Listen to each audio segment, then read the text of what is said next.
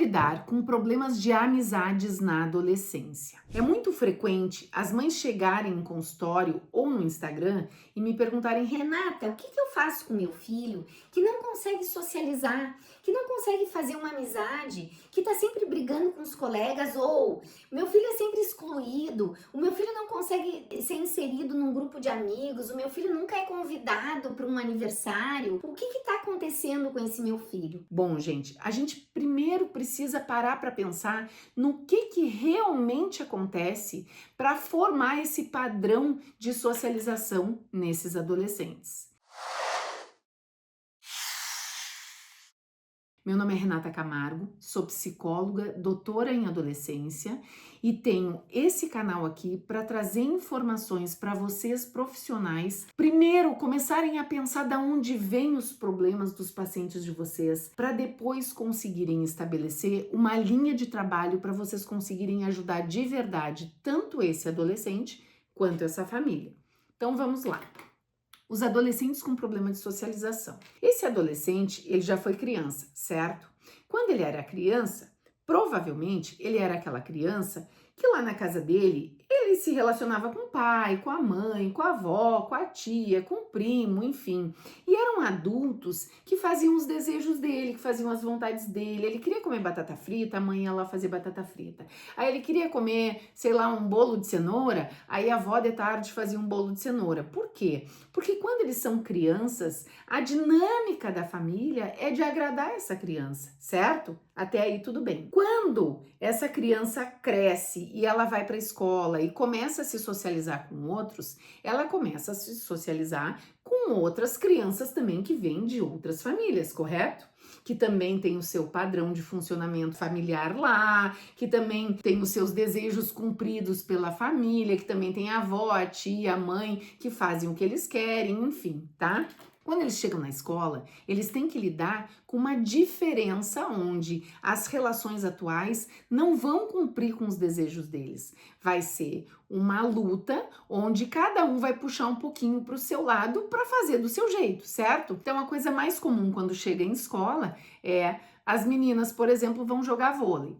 Aí uma menina diz assim: Eu quero jogar vôlei com a regra assim. Aí outra menina vai dizer: ah, não, mas lá onde eu jogo, a regra é assado. Ou faz um rodízio, ou fica sempre uma de fora e vai entrando. Ou fazem 3 times. não importa, tá? Aí, existem várias formas de lidar com essas diferenças de opinião, por exemplo. Vão ter os que se adaptam super bem porque aprenderam a lidar com isso lá na família deles. Então, eles vão chegar e vão pensar assim: Então vamos fazer o seguinte: hoje a gente joga com a tua regra, amanhã a gente joga com a minha e tá tudo certo. Combinado assim?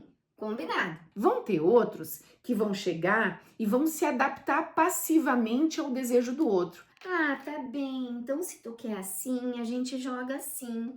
Ah, eu que até queria do outro jeito, mas se todo mundo quer assim, tá bom. Então eu vou jogar assim. E aí, esse adolescente começa a desenvolver um padrão passivo de se adaptar ao desejo do outro. Vão ter outros adolescentes que vão chegar e vão brigar, porque não toleram a opinião do outro. Por quê? Porque não aprenderam a lidar com os nãos, porque não foram pessoas acostumadas ao pai e à mãe dizer um não, aprender a lidar com o desejo do outro diferente do dele, aprender que às vezes quando se tem batata frita dentro de casa, mesmo que seja pouquinho, a gente tem que dividir. Tem uns que não aprenderam a lidar com isso. E aí, quando chegam na adolescência, chega nesses conflitos onde as opiniões dos colegas são diferentes, o que acontece? Eles vão dizer: não, eu só vou jogar se a regra for a minha, porque a correta é a minha. Ou seja, existem vários tipos de funcionamento nos adolescentes.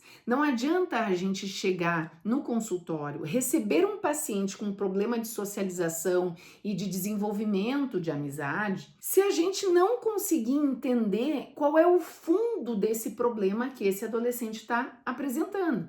Então, qual é um primeiro ponto de avaliação que a gente tem que ter com esse adolescente? Primeiro ponto: a gente precisa investigar a família. Como que esse adolescente trabalhou com a tolerância à frustração, como é a família em casa, quais são as regras em casa, tem regras em casa? Não tem regras em casa? Como é que é o padrão dessa família? Essa família ensina para esse adolescente que ele tem que pensar no outro, se colocar no lugar do outro, ou esse adolescente acaba sempre projetando a culpa das coisas que acontecem no outro, porque isso é comum, né, gente?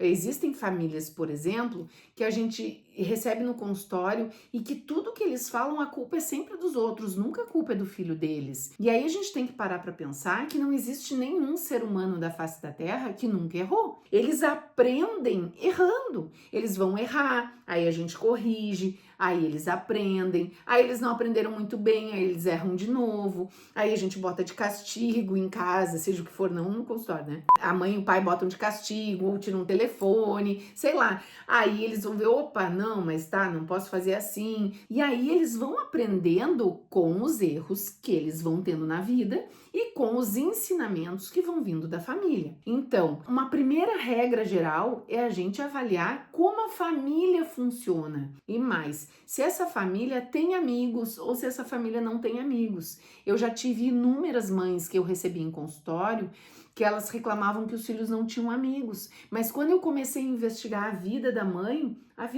não tem uma amiga, não tem um parente próximo, não sabe se relacionar, não sabe tomar um chimarrão, um chá, aqui no sul é chimarrão, né? Um café com alguém, não sabe marcar um almoço. Se essa mãe não sabe fazer isso, é muito provável que ela também não consiga ensinar esse filho a fazer isso. E a gente não tem que entrar numa via de criticar essa mãe. A gente tem que entrar numa via de entender qual é a dificuldade dessa mãe para a gente conseguir estabelecer qual é a dificuldade real desse adolescente.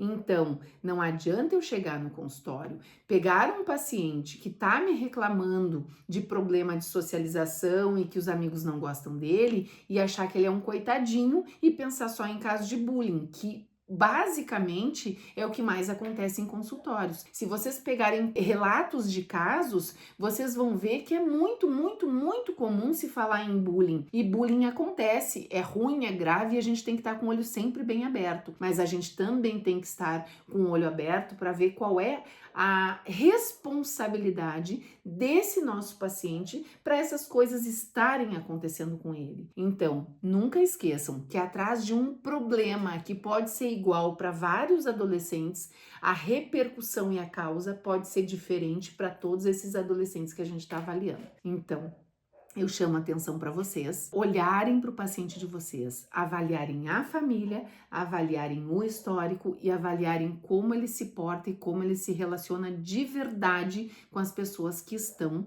com ele no dia a dia, na escola, na família e até dentro do consultório. Porque dentro do consultório, nessa relação com a gente, eles vão também mostrar um padrão de funcionamento, de como eles funcionam com os amigos fora dali.